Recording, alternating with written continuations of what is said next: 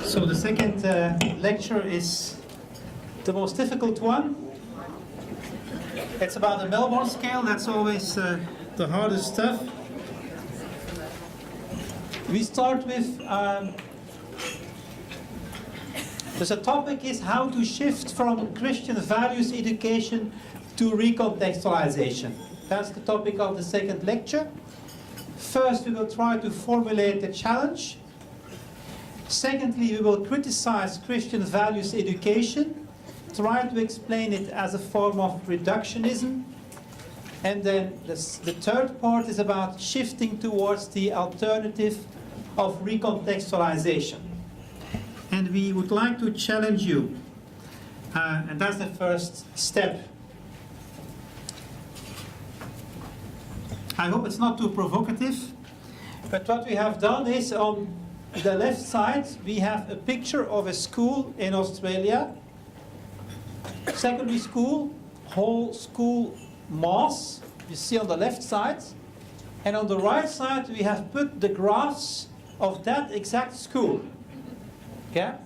So it gives you an idea of the mindset of these young people sitting in the whole school mass. For this group of people, confessionality is quite low. First thing you're looking to. Half of the students is hesitant, even if they have whole school masses in their school.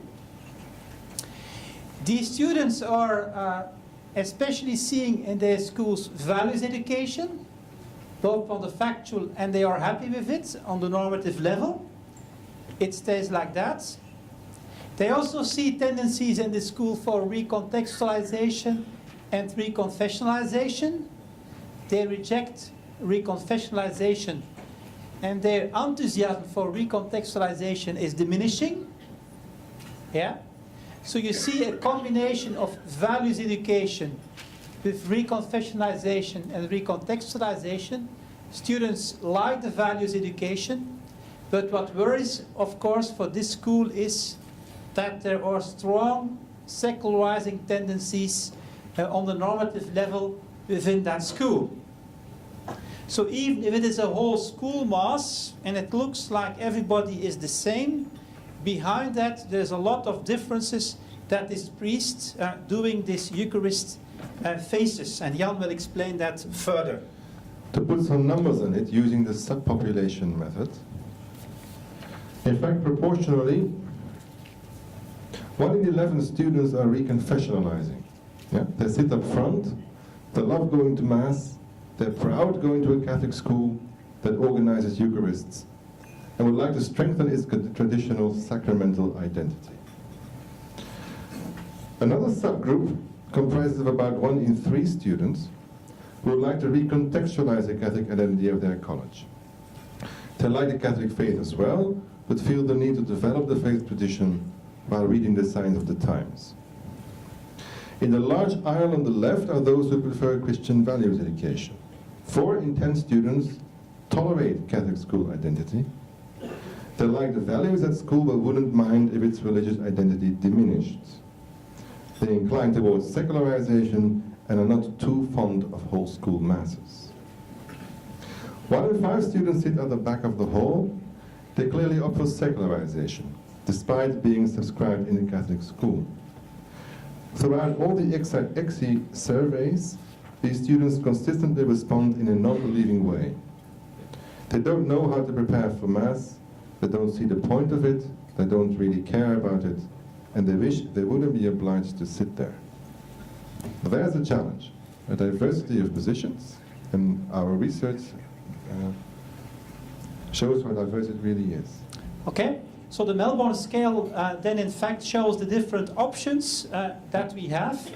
You see the traditional scheme at the moment that the confessionality in the school, as we have seen in the data, is dropping. What can a priest do? He can use the system of Christian values education, trying to hold together the tension between culture and faith by speaking about faith in the form of the lowest common denominator. That's a possibility he has.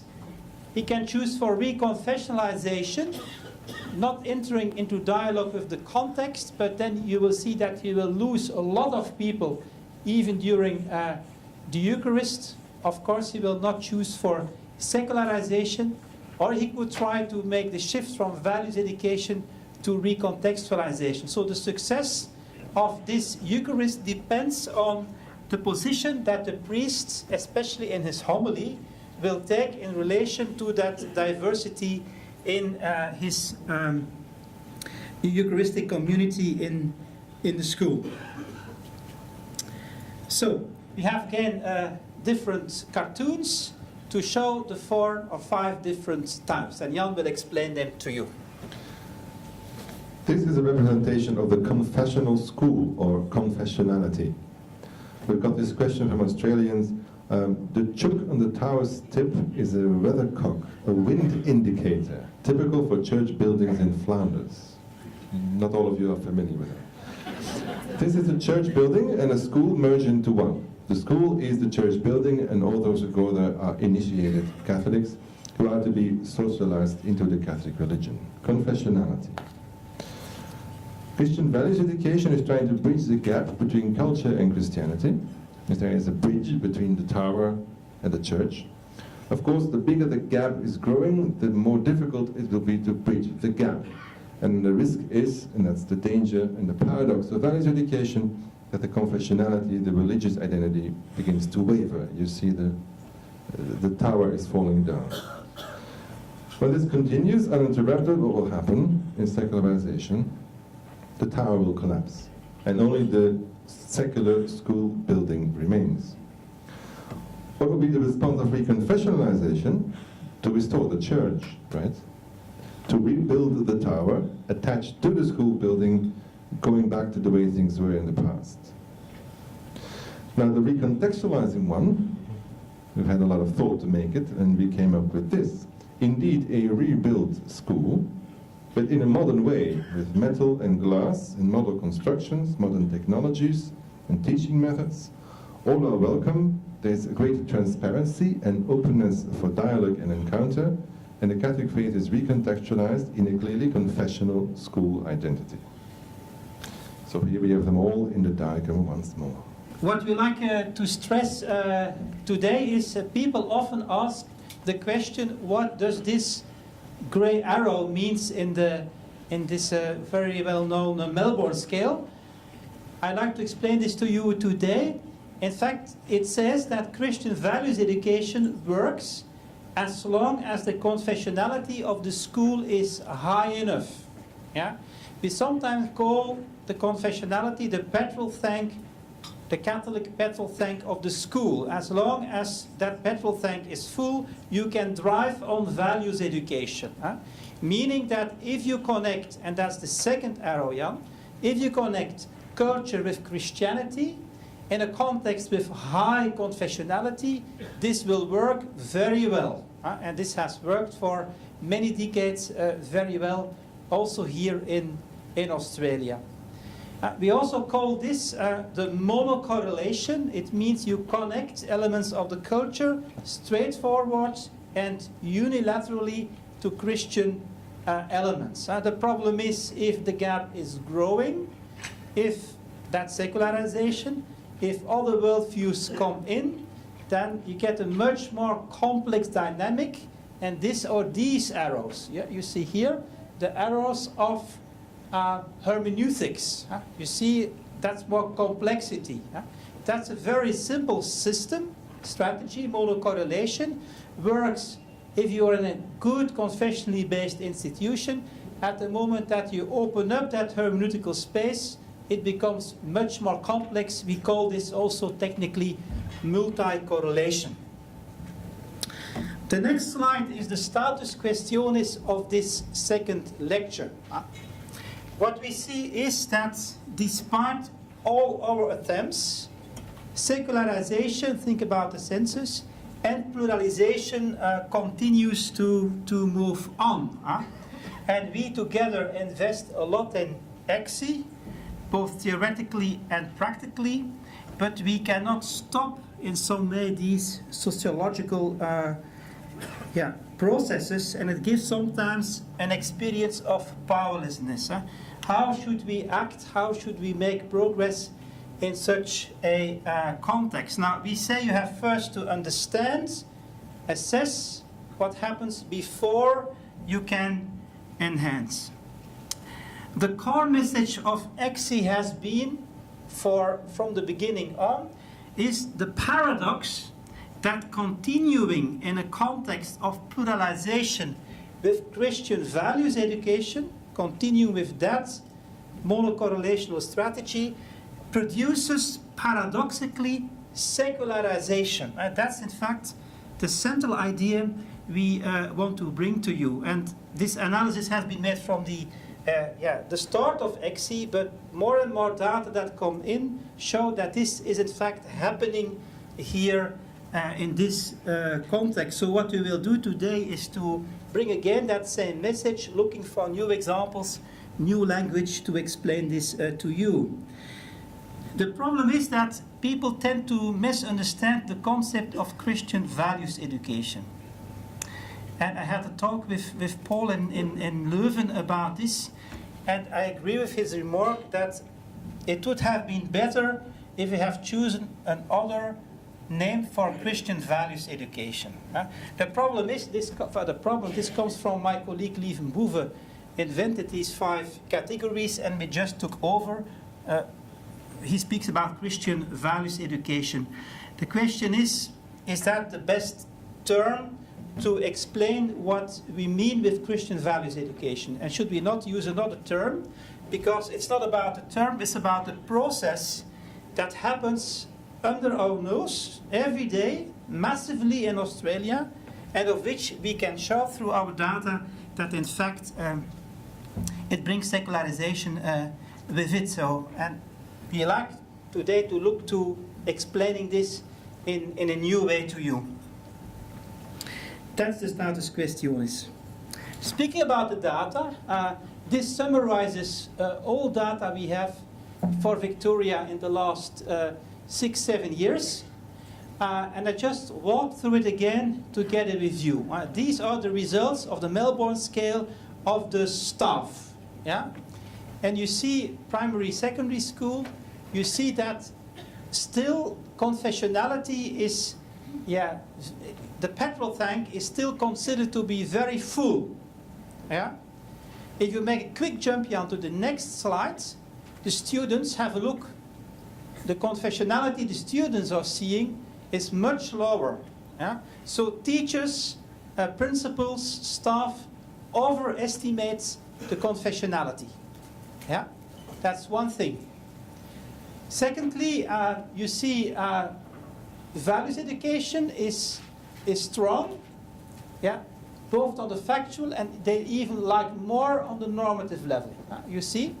So there is no critique on values education happening here in this context. And this values education, in fact, for the staff, is used to recontextualize, and that's the positive news, that there is, on the normative level, a very high preference for recontextualization, you see. And also, in a second thought, also to reconfessionalize, even if it is a little bit under pressure in secondary school. Fighting against secularization. So the good news is that recontextualization is the future for staff in primary and secondary school, but they think that this can happen through values education even more as a way to stop secularization, you see, and even to reconfessionalize a little bit the schools. That's the mindsets of the adults, yeah? And that's positive as such. But look to the children. They have a lower understanding of confessionality, you see. What do they see?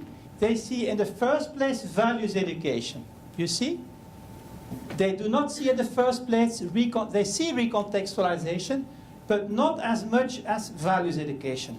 So the shift from values education to recontextualization has not been made yet completely in the mindset of the students. They see especially values education, and in primary school they also see strong tendencies to reconfessionalize, which is less the case in secondary school. But because confessionality is low, values education, in fact, is not leading to recontextualization. It's going down. Have a look, it's going down. And what is going up? Secularization. You see? Yeah, that's in fact the strongest message we have to bring to you. That values education is used by the adults to recontextualize and to reconfessionalize, but it is misused, I may not say that, it is used by the students to escape not only reconfessionalization, but even recontextualization, and it's used to secularize. That's what we see together in one graph. That are the students, the adults. They all agree on values education, you see? But the gap is here. Values education is used by the adults. That's their intention to recontextualize. That's positive. And to reconfessionalize. That's also positive. And to resist secularization. So that's perfect. But the effect on the students is students like values, but recontextualization and reconfessionalization is under pressure. And you see that secularization is growing as they get older. And that's of course what we see then in the census happening when these people go to society. They take the values with them, but in fact they secularize in the context of Australia. And so the whole question is, how can we avoid that mechanism, which leads to religious indifference? Our answer is by shifting from values education to recontextualization. That's the basic message of the second lecture. And we like to explain this further and give examples to you today. So there is something strange at work. The intention of the adults using values education, using monocorrelation, is to reconfessionalize, like in the inclusivistic paradigm of the church. But as the gap is growing, the correlation gets weaker. You get correlation fatigue among the young people. And instead that Christian values education works effectively, the effect of it is that it turns against reconfessionalization and is used paradoxically by young people to escape in the direction of secularization or relativism. That's what we want to say. The young people, especially when they get older, they don't hear any longer the monocorrelational message. They resist against it, or they ignore it, and they leave Christianity at school.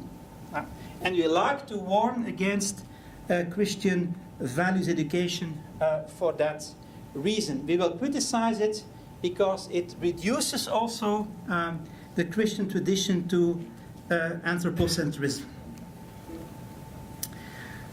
Now, the challenge for us today, and we have worked very hard on this in the last weeks, is to explain again what is meant with Christian values education, because that's exactly the point we like to make. First we do it theoretically, and then we give several examples, and then we move to recontextualization. First, theoretically, definition of Christian values education. It is an inclusive, inductive, evangelizing didactic religious education strategy that mutually connects human life and Catholic faith in order to induce a specific and predetermined belief in Jesus Christ as the true meaning and fulfillment of all human life. You could define Christian values education like that. So aspects of it So you have a predetermined message. So in advance, it's already clear what should be the message that has to be transmitted to all. It's an all-inclusive approach to all students, independent of their different identities. It doesn't matter what are the particularities in the school. Everybody is submitted to this strategy of Christian values education. And finally, the idea is to bring everybody over the bridge to the church. That's also why we call Christian values education sometimes recontextualization in disguise, because of this reason. So, in Christian values education, the religious learning is determined a priori. So, in the beginning, it's already described in curricula, in textbooks, what should be the outcome of the didactical process. The difference with the pre-Vatican II approach is that the pre-Vatican II approach was a deductive approach. It started from dogma, from theory, and it tried to influence experience. Typical for Christian values education is that it is inductive. It starts on the right side of the scheme, and it goes from experiences in the culture, and it connects it to the Catholic perspective. Now, of course, this works very well for those who are already convinced of Catholicity, or who are interested, who have an opening for it. So as long as, that's the gray arrow, confessionality is high enough, it will work perfectly. But when student population becomes detraditionalized, or pluralized, or individualized, when we move up in the scheme, when the gap gets bigger, that process of Christian values education is under pressure and even can lead towards a form of alienation instead of evangelization, as we will make clear in the following slides. Thus, to summarize, recontextualization in the old sense is deductive. It starts from the general to the specific. Think about the way we used the catechism before the Second Vatican Council. You have the human questions and you have the answers of the church. Christian values education is inductive. It starts from the concrete and it goes to the more general. So the whole anthropological idea behind Christian values education is that there is something in common in humankind, and that what is in common is later revealed as Jesus Christ. So what Christian values education tries to do is to reveal that common grounds. But for that reason, or for doing that, Christian values education runs the risk of reducing what is particular to the Catholic tradition to some very general Christian principles, and that's what Bouvet calls values. So the idea of Christian values education is that despite the fact that we are different, we have something in common, and the differences are there, but they are superficial. And what we have to do is to move from difference to sameness. And you can look to differences, but the only reason to look for differences is to reveal what connects us. The danger is that in that process we reduce difference to sameness. The true Christian is the true human, and the true human is the true Christian. That becomes difficult if you have a Jew in your class or a Muslim in your class who is really, or a Buddhist in your class who resists that reduction of the particular to the general. Now, didactically, this process mostly works in 3 steps. It's something we all have been educated with. Christian values education always starts from the human experience. Then it's linking that human experience in a second movement to the gospel message, and then reconnects with the human experience. It's a kind of closed hermeneutical circle. So how does that work? You come into the class, you introduce a theme that is significant for the life of the students. You formulate the biggest common denominator in that discussion. You explain it from a Christian perspective and you apply it to the student's life. And that's how it works didactically. And we have all been educated with that scheme. We first explore the daily experiences. Then we try to find a common singular compromise, reducing diversity. We express it in Christian terms, and then we come back from that Christian universality to daily life. That's how the system didactically in 3 steps of Christian values education works. We have 2 examples, I think, of Christian values education. The first one, you know this, the manual To Know, Worship and Love, but it's the old edition of 2001. And if you go through all the units, in fact, people often think that this manual is recontextualization. It is in fact Christian values education, a good example of it. So how does it work? You always start with a human experience. Here it's the experience of a boy or a girl who is afraid. Anxiety is the first step. It's about anxiety reduction in some way. And that's the first step. Anxiety, then the manual is saying, back Jan, thank you. The manual is saying, people often receive gifts, and the gift is the gift of love, not of presence. And then you see that the next step is, we can discover these gifts in people who are kind, who help us to do what is right. We see these gifts in people who see the greatness of God in the world around them.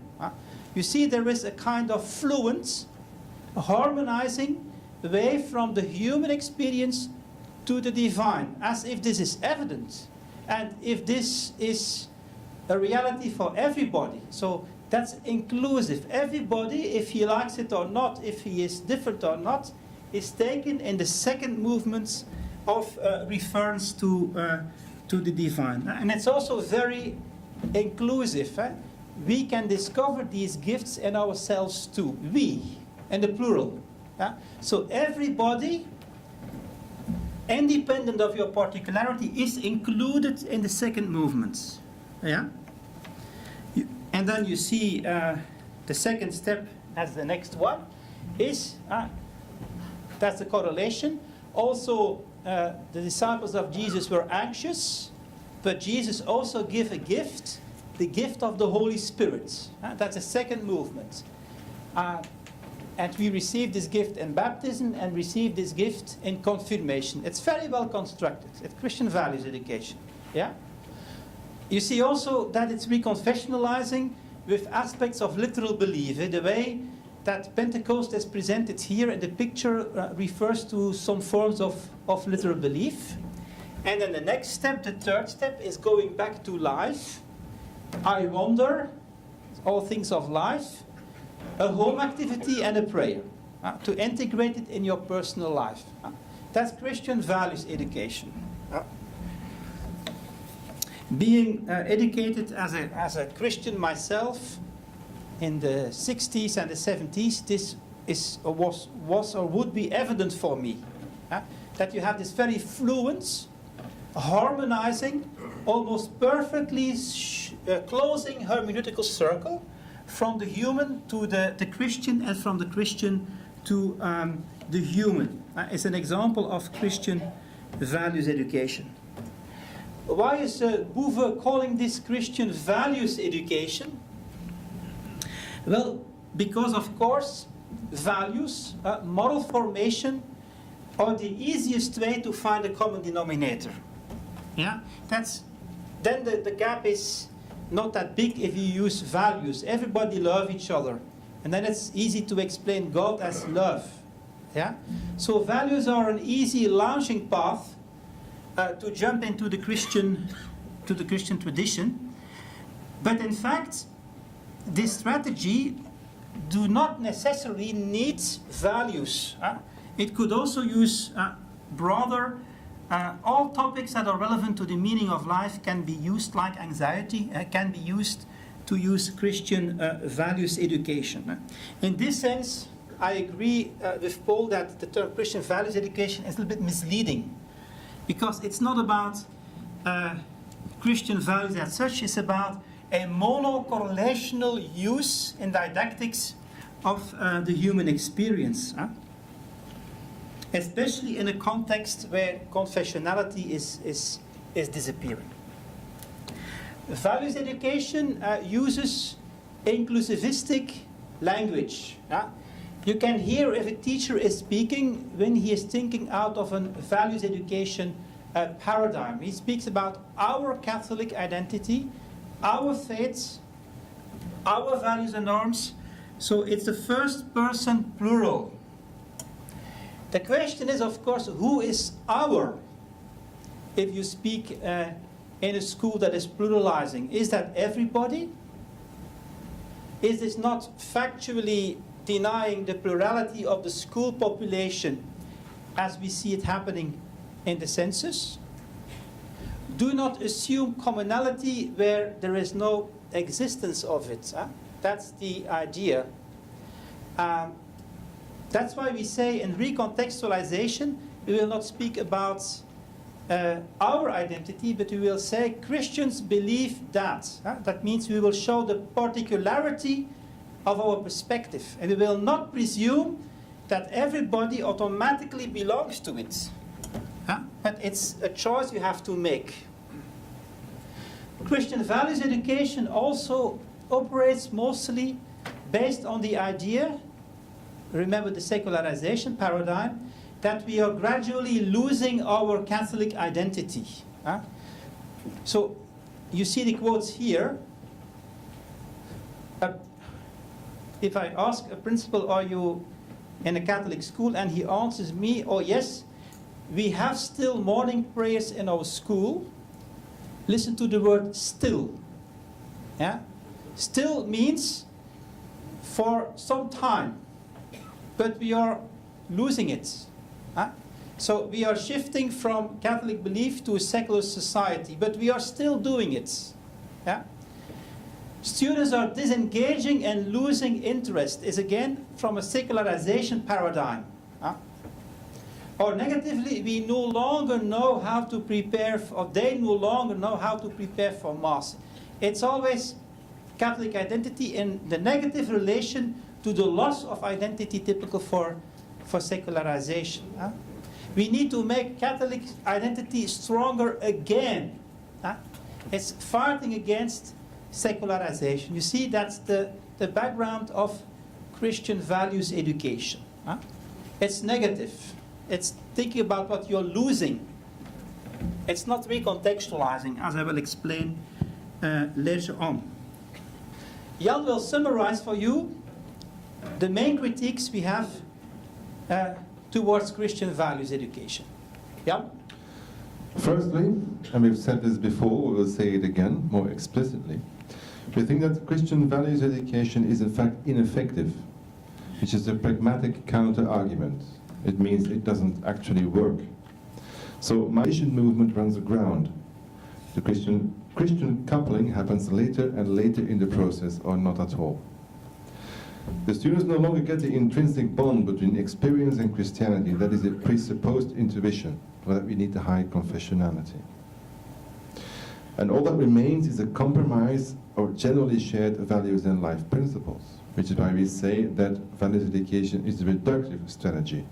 We see a gradual emergence of anthropocentrism, in other words, secularization. Taking a step further, there is a pedagogical counter-argument. It is predictable.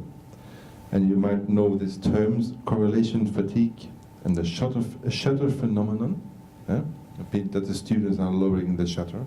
They become disinterested and disengaged. In times of increasing pluralization, the search for a shared compromise becomes less and less authentic and believable. Summarizing the diversity in certain shared values becomes reductive of the particularity of the students' experiences and viewpoints. After many years of religious education, the students have become accustomed to detecting monocorrelation. Always in the same way, experience is linked to the same Catholic core message, and after a while, the correlation is no longer authentic or convincing. The link becomes artificial, peculiar, strange, exaggerated, superfluous. The students may feel recuperated, manipulated, imposed upon, or even cheated. They feel that they have been lured against their will into a learning process that is not really their own, that doesn't truly belong to them. And as a consequence, they detach from the religious education learning process. In religious didactics, we speak of hoop net didactics. This is a hoop net. It's a very clever fishing instrument. It has a big entry point, and the fish swim in, unknowing of what's happening, but it gets smaller and smaller, and there is a knot in the end. Yeah? And when students are smaller in experience, this might work. They will swim in, and they are correlated to the Christian story. But students, as you know, are smart fish. After a while, having gone through this a couple of times, they recognize the net, they see it coming, and they just swim out of it, or swim around, they avoid the net. And you see this, they get accustomed to finding the escape routes. Another term are the funnel didactics. It's also the critique of the charismatic dialogue school. Diversity is put in at the top, and evangelized Christian command at the bottom. At least that's the intention of the process. The effect is something else. The third argument is that it is counterproductive, and that's a strategic counter-argument. It's not only ineffective, but it also has unintended and undesired side effects, and it might lead to the opposite of the intended outcome, namely increased secularization. And that's the paradox of Christian values education. When the correlational power wavers, when it creates more and more escape routes towards secularization, then it might even gain increased support among some student groups who like the secularizing effect on the one hand, while they see an opportunity in the values formation to flatter the teachers and get away with it on the other hand. And we see this in the Melbourne scale graph. We see it happen. And we saw it in the graph before, a high score normative for values education, while at the same time the secularization comes up. So, in response to being cheated by the teacher, it's actually the teacher who is cheated by the students. The students appear to assimilate the values education. The teacher wants to believe that this increases their Catholic religious awareness, but in reality the students take home the values while leaving their Catholic religion at school. It might even lead to a dysfunctional teacher-student relationship. Fourthly, there's also a theological counter-argument. Christian values education is reductive of the Catholic message. Often we see a selection, spontaneously, of those religious elements that can be correlated easily with general human experience. And more the Catholic specificity disappears. Values education goes at the cost of the particularity of the Catholic message. In educational practice, despite its good intentions, monocorrelation of Christian values education runs the risk to reduce the Christian message to mere anthropocentrism. In fact, only in a superficial way, the particularity of the Catholic faith tradition can be correlated to general human experience.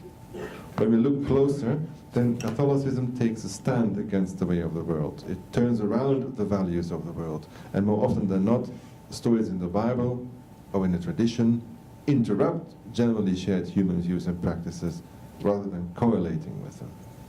So in fact, to say it directly, the critique of monocorrelation of Christian values education is in fact a serious reprimand to an educator, especially one who is supposed to form young people in Catholic faith.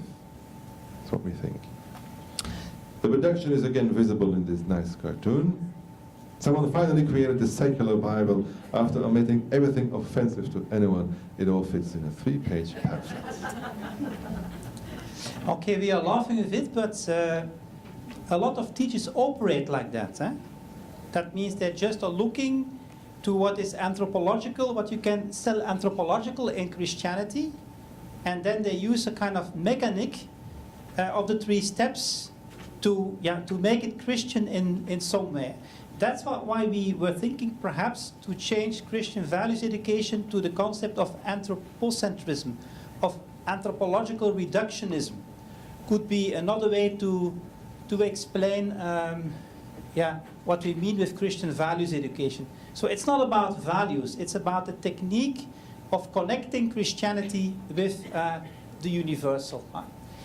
So, in fact, a central message of this whole project, in fact, is that we have to go back again to the particularity of the Catholic faith.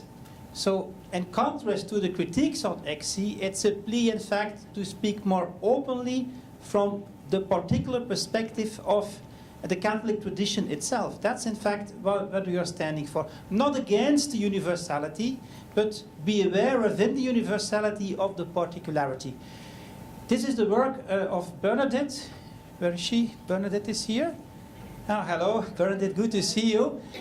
That's how we didactically try to react against Christian values education. With this scheme, we like to shift from values education to recontextualization. That's what we do with the concept of not just, but also. The not just refers to the universal meaning, which we are not rejecting. That's Christian values education, but also refers to the particular meaning of the Catholic tradition, and that's what is recontextualizing. The Christian ethos is not just about friendship and love. Of course, we all love each other, but also love for the enemy. That's the particularity. And what happens in Christian values education is the anthropological reduction of love to something very sweet and something just interhuman, between friends. Christianity is not just celebrating Christmas. Of course, it's also celebrating Christmas, but that's universal. Everybody understands who the baby is that is born. But it's also about Easter, about resurrection. That's the particularity.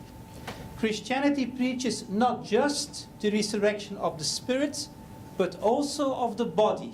Again, it's easy to explain resurrection spiritually, but it's much more particular to speak about the resurrection of the body.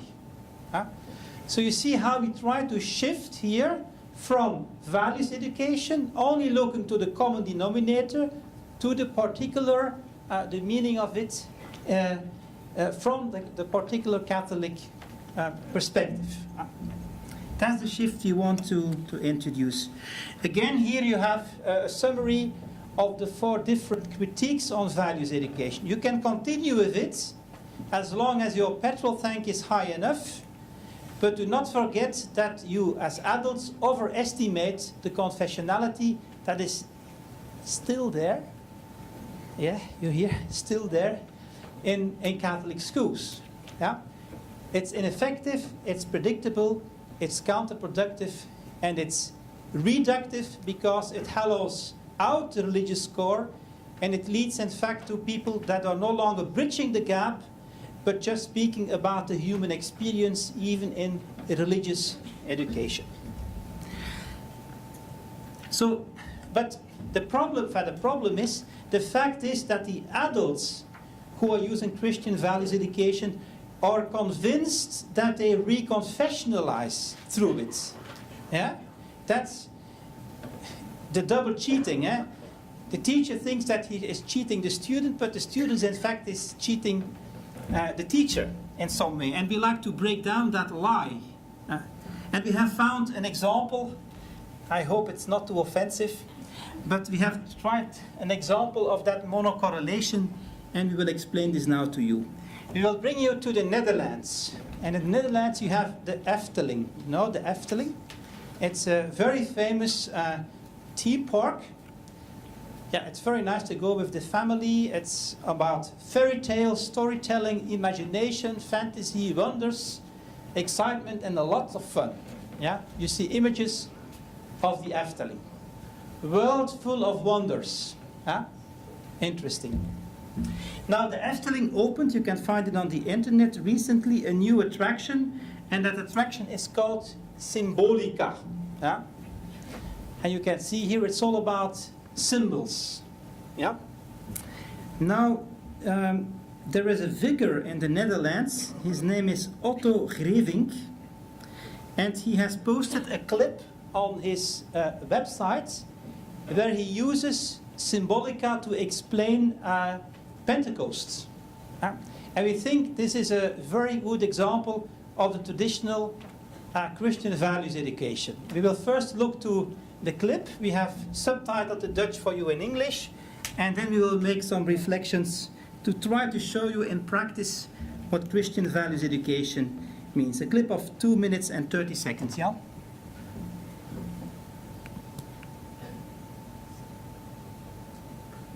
Hoi, leuk dat je kijkt naar mijnkerk.nl. In juni is het bij mijnkerk.nl Efteling maand. Want we trekken er weer op uit. We hebben een paar mooie vrije dagen gehad. De zon schijnt. En hier in de Efteling wordt op 1 juli de nieuwste attractie onthuld, Symbolica. Alles in de Efteling draait om verbeelding. En ook in de Bijbel, daar gaat het om verbeelding van ons leven met God en van ons geloof. En hoe raakt jou dat? Nou, bij de attractie Symbolica zit heel veel fantasie. Het is het paleis van koning Pardulfus, die de vader is van Pardijn, het vriendinnetje van Pardoes. En we worden in een fenomenale dark ride, zo vertelt de site, rondgeleid door alle verborgen kamers langs 3 verschillende routes in zogeheten fantasievaarders. Nou, iedereen is erg benieuwd hoe dat gaat worden.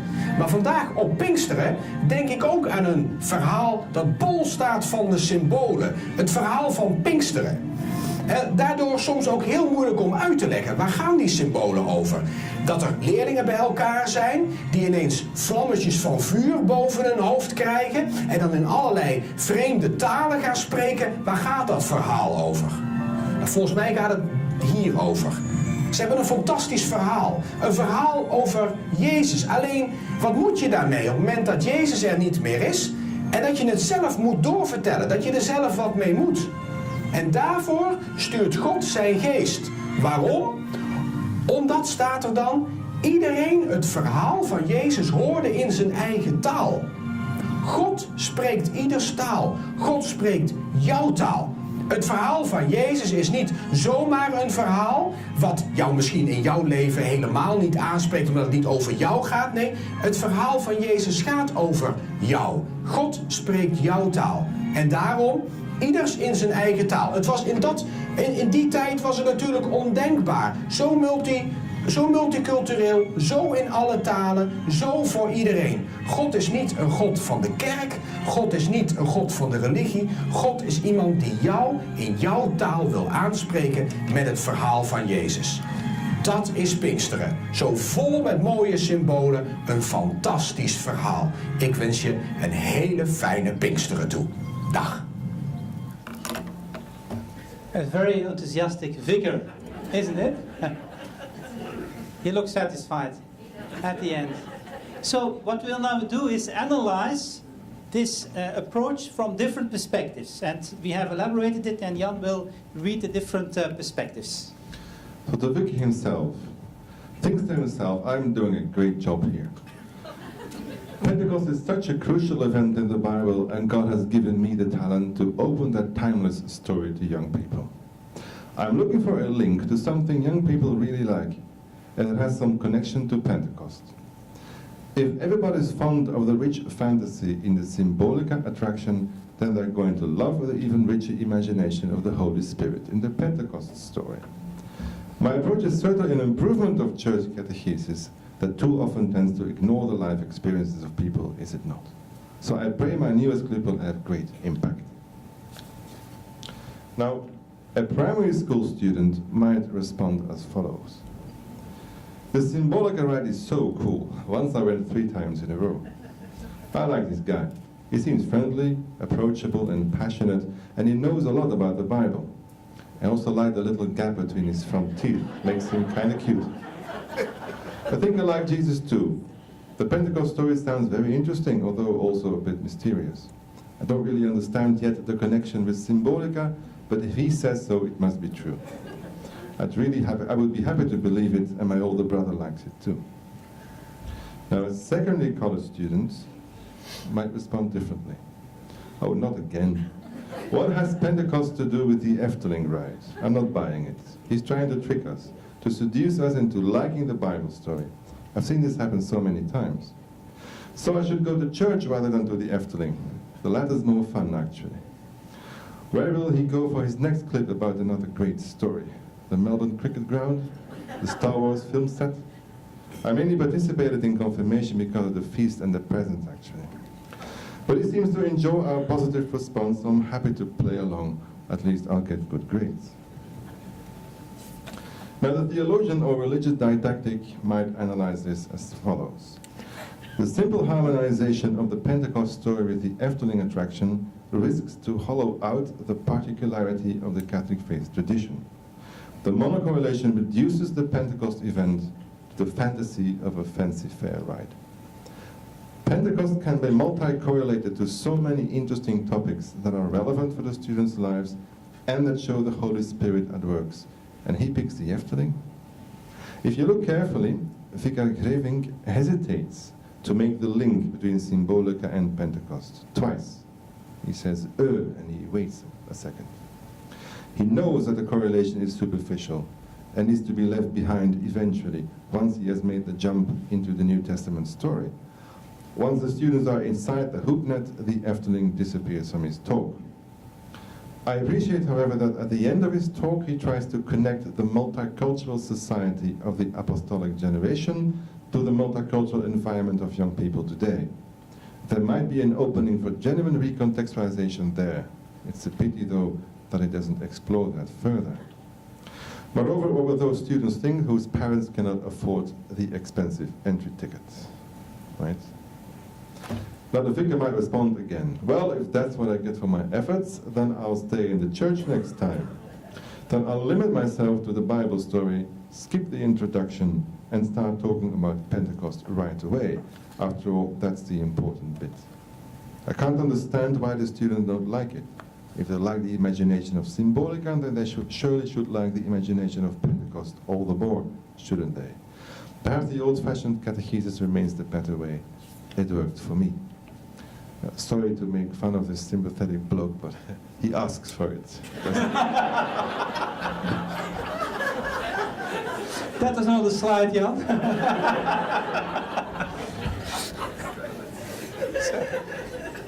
Thank you. But now let's be serious, because if we criticize this kind of Christian values education, and that's what we mean with Christian values education, how then to move, because that's our concern, to recontextualization. How to make that shift happening? What's the difference then? First of all, a reaction could be going back to reconfessionalization. That's also what happens at the end. That's the vicar is saying, well, then I just stay in my church and I do not any effort to reach out anymore. That's monological. That's reconfessionalization. So what are the arguments against reconfessionalization, to summarize? Well, first of all, it has no concern to make the Catholic tradition plausible for the actual context. The question of plausibility disappears. Secondly, pedagogically, it's inefficient because we know that pedagogically students strongly resist reconfessionalization. But thirdly, it's also theologically a problem because it denies the element of incarnation. So I really do not understand the critique on XE that we would say God is not only there, he is also here. For us, it's important that God is here. That's exactly incarnation, but not in such a simplistic, didactical way as happens in Christian values education. Once a bishop asked to leave in Boeve, but is it then not possible to reconfessionalize? And he answered, that's a quote from him, yes, that's possible. Reduce the Catholic education system to approximately a quarter of its current size, keeping on board only those school leaders, staff members, families and students who are truly faithful and practicing Catholics, then you can reconfessionalize. Yeah? So that's an option that you can take, and perhaps some schools have to be more recontextualizing, but for a bigger audience, giving the graphs we have shown, we think that recontextualization is not only pragmatically but also theologically the way forward. And then the question becomes, how can we make recontextualizing happening? That's the next slide. Like in the first presentation, we would like to finish also in this lecture by giving criteria through which we can recognize authentic recontextualization. And so you see, we try to become more practical. It's like a kind of checklist, if you like, of different criteria to recognize authentic recontextualization. We will explain each of the 5 criteria, and each time Jan will give an example to make it more practical even. A first criterion to recognize recontextualization is that you place a text, I mean the tradition, in a new context in such a way that it receives new plausibility and meaning in that current context. So many things can be recontextualized. You see here a lot of examples of things that can be recontextualized. So it's much more than about values. Perhaps we should leave the term Christian values education. It's more than about values. It's about many other things. Recontextualization is not something strange or something difficult. It happens all the time. Our current Pope is the incarnation of recontextualization. He's doing nothing else, and very simple words and gestures, he is recontextualizing. It also happens in non-religious contexts, that Coca-Cola is an expert in recontextualizing itself all the time. So it's a general human process, recontextualization. That's the first criterion. If that is not happening, putting something in a new context, we do not speak about recontextualization. So recontextualization is not the same as repetition, reproduction, of restoration. These are terms belonging to reconfessionalization. Recontextualization is more than restoration, it's a renovation of a house, for example. That's what happens in recontextualization. First criterion. You have an example, Jan? Text means context and receives new meaning and plausibility. A classical element in the Christian story literally clashes with a contemporary element, referring to today's political discussions about fencing off the borders of nations in order to stop immigrants, refugees, or traffickers of illegal goods. This time, however, the misplaced barbed wire averts the Savior being born. So a classical element of the Christmas story is applied to the context of today, and the viewer is compelled to reinterpret the present-day context in light of the biblical story. He or she is challenged to identify travelers, strangers, refugees, and immigrants with the Holy Family, no less. Unfortunately, many people identify with the latter while they tend to reject the former. The cartoon challenges this. Which tragedies and loss of opportunities occur when fences, walls, and checkpoints prevent refugees and immigrants from traveling and relocating themselves? Second criterion. So there should be a Catholic religious component in the process. Something about the, I stress, particularity of the Catholic faith. That could be explicit, but it needs not to be per se explicit. It could also be hidden allegorically or symbolically.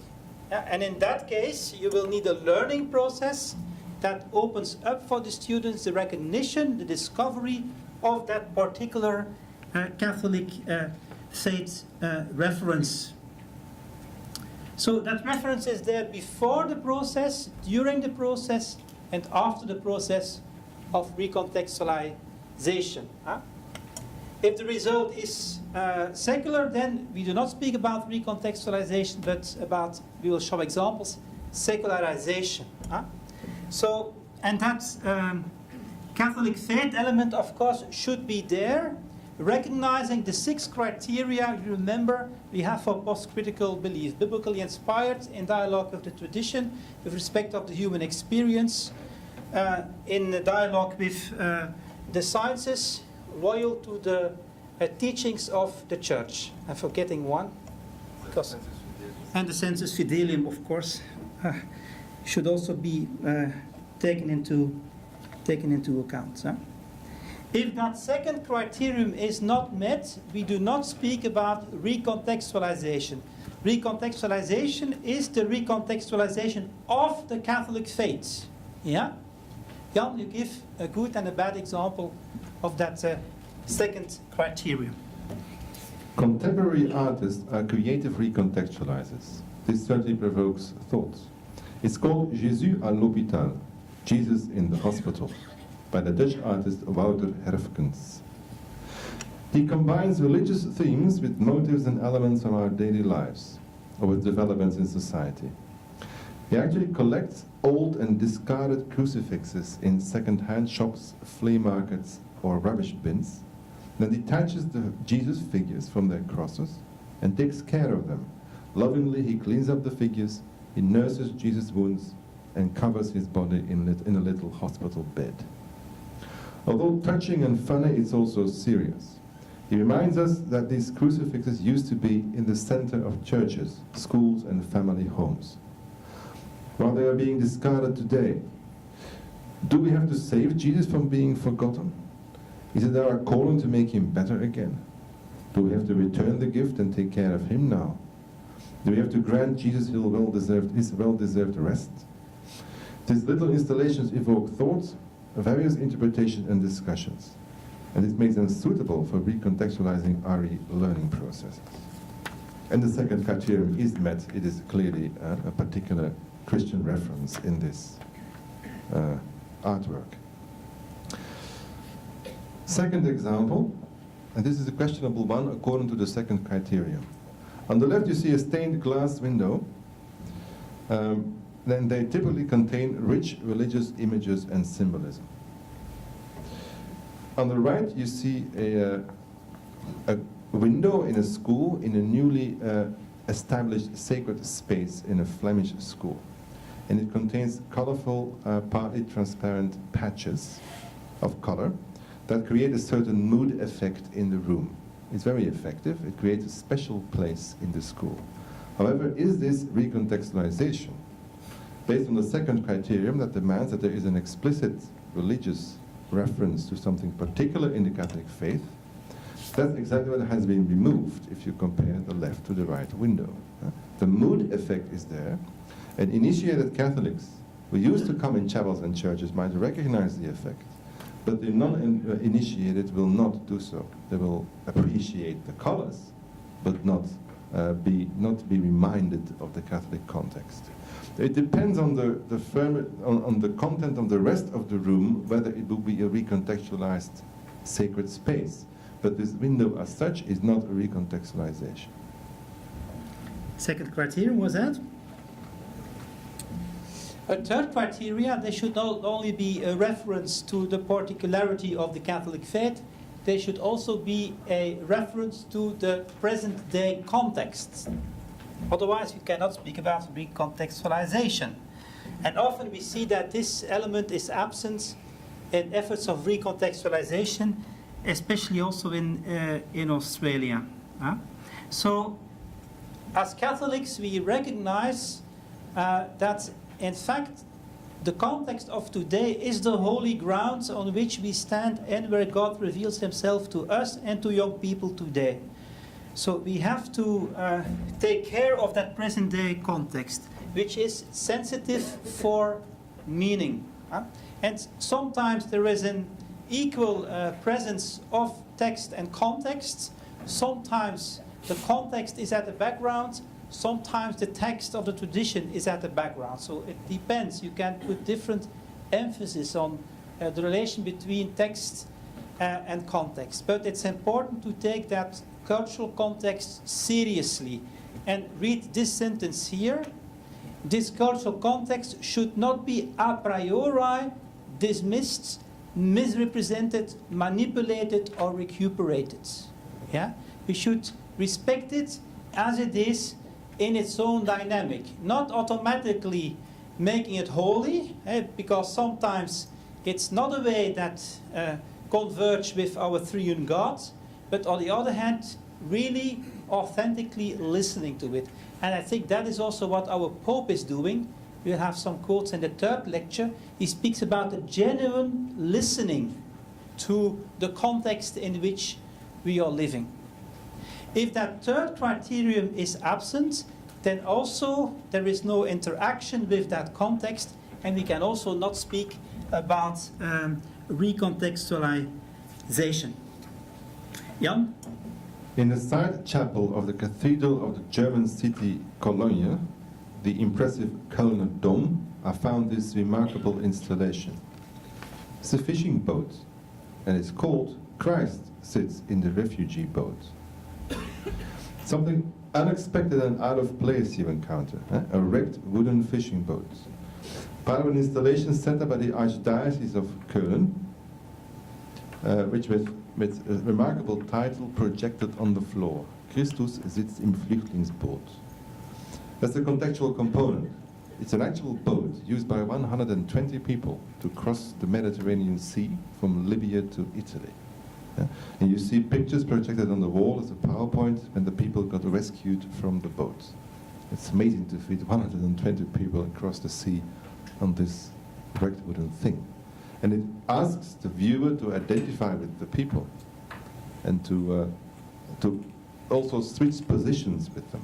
You know, if Christ is there, then I'm evoked and challenged to identify with the people, and makes me think about the way our governments receive these people in our society. The context is engaged with. Okay. The fourth criterion, there are 5 criteria. There should be an interaction between text and context in such a way that we speak about a fusion of horizons. So there should be a dynamic interaction between text and context, between faith and present-day culture, in such a way that you cannot disconnect it anymore. That's a very important element, that you cannot disconnect it anymore. And leaving the Catholic at school and taking the secular home. There should be a fusion between the two. That's what happens really in good recontextualization. An interaction, a multi-correlation between text and context through which something new is born. So it's a kind of process in which you have a mutual transformation both of the text and of the context.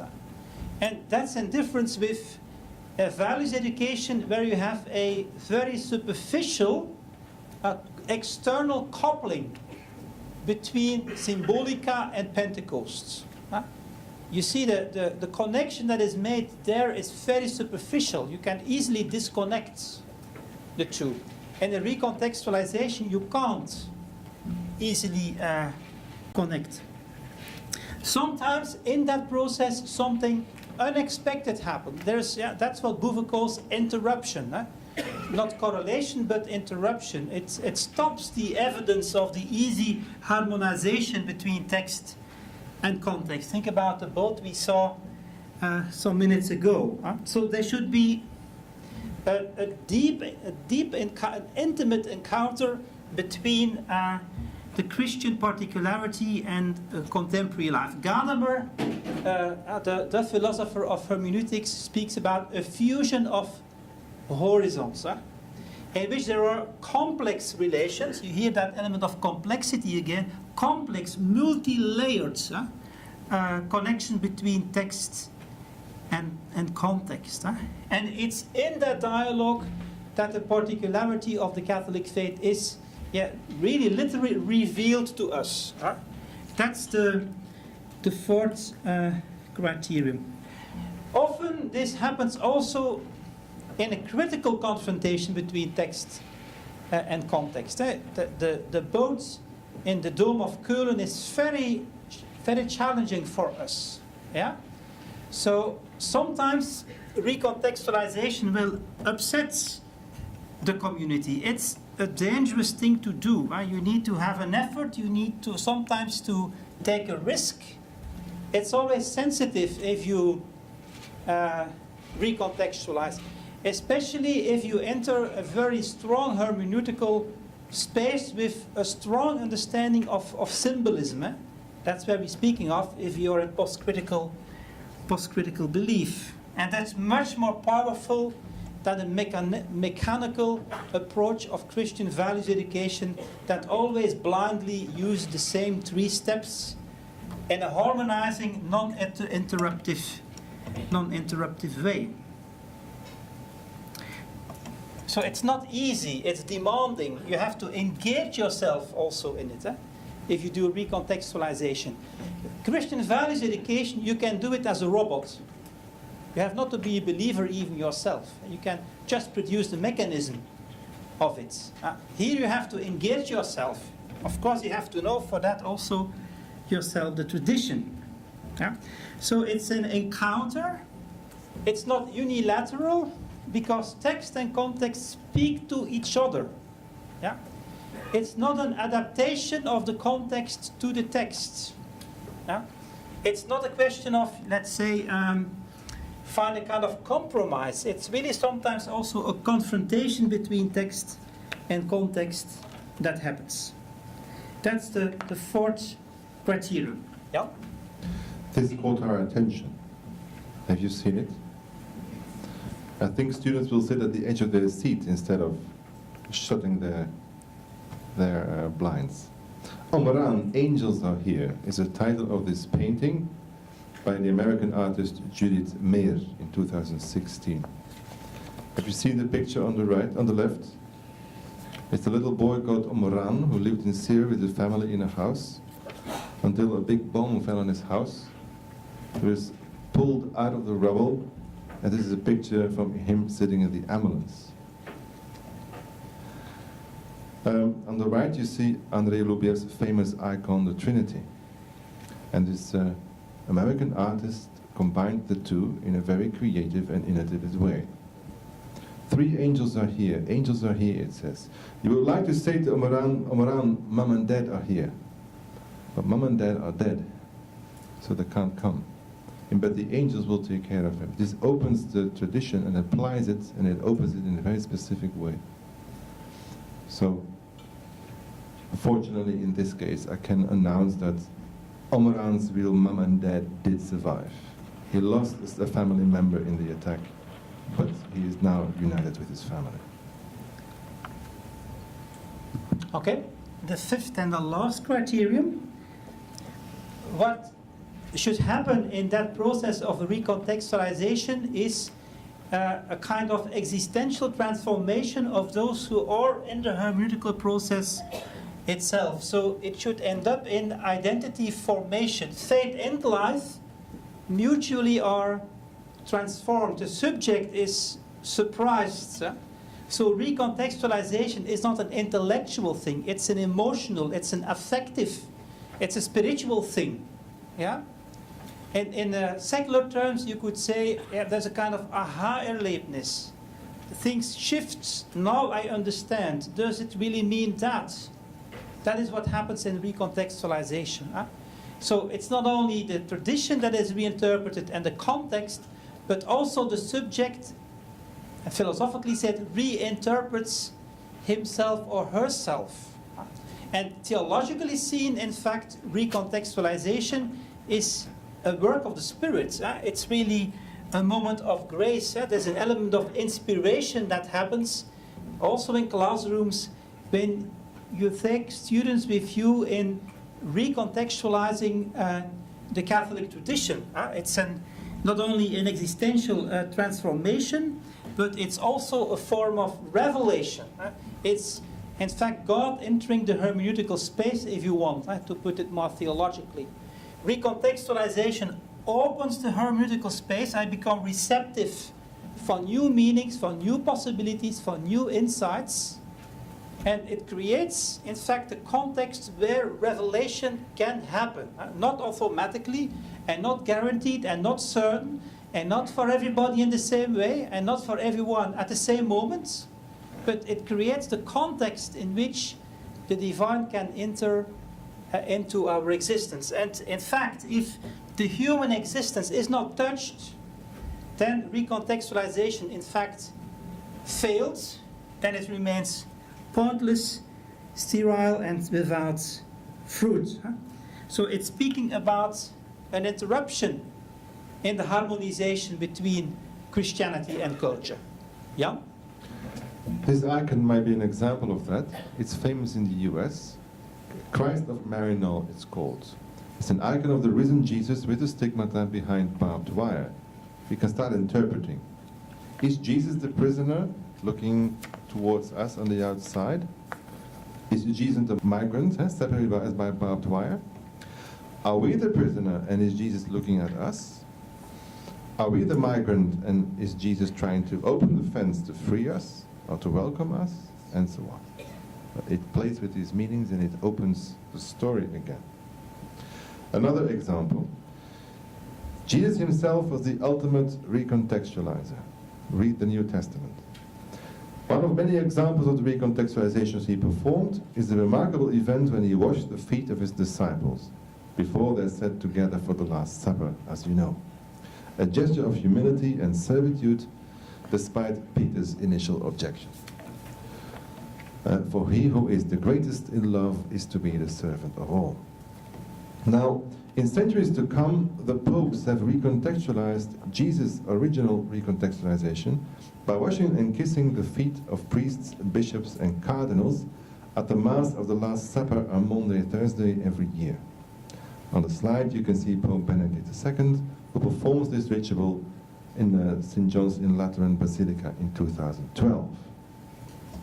Now, our current Pope Francis once again recontextualized the recontextualization of the original recontextualization by washing the feet not of bishops but of refugees in a Rome refugee center, not far from the Vatican, but outside of the Vatican.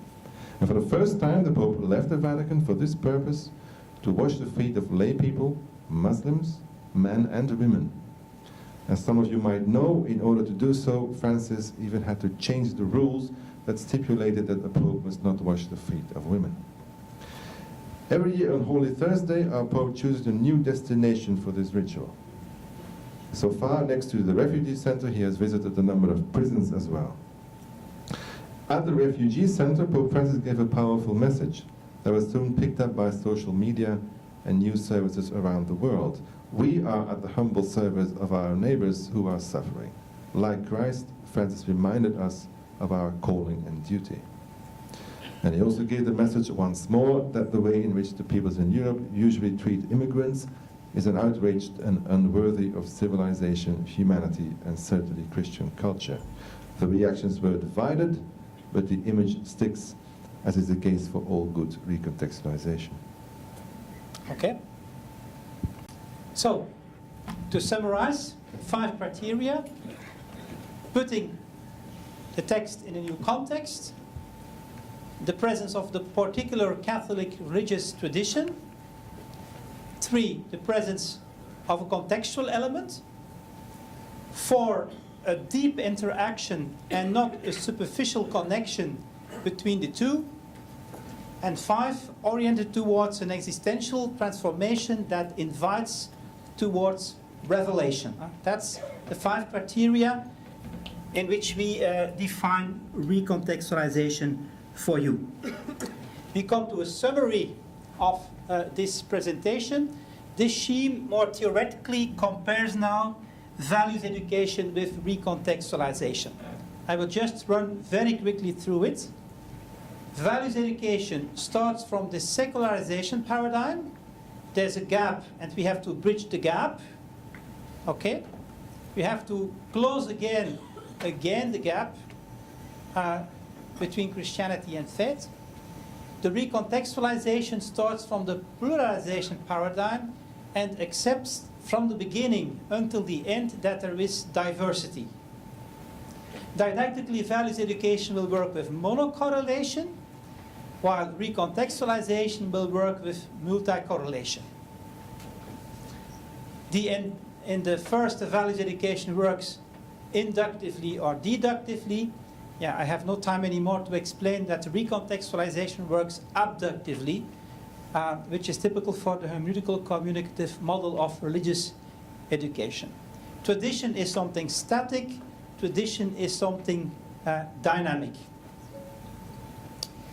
Values education likes to close the gap, while recontextualization accepts its place in society that is changing and tries to open up the multi-layered dynamics between tradition and faith.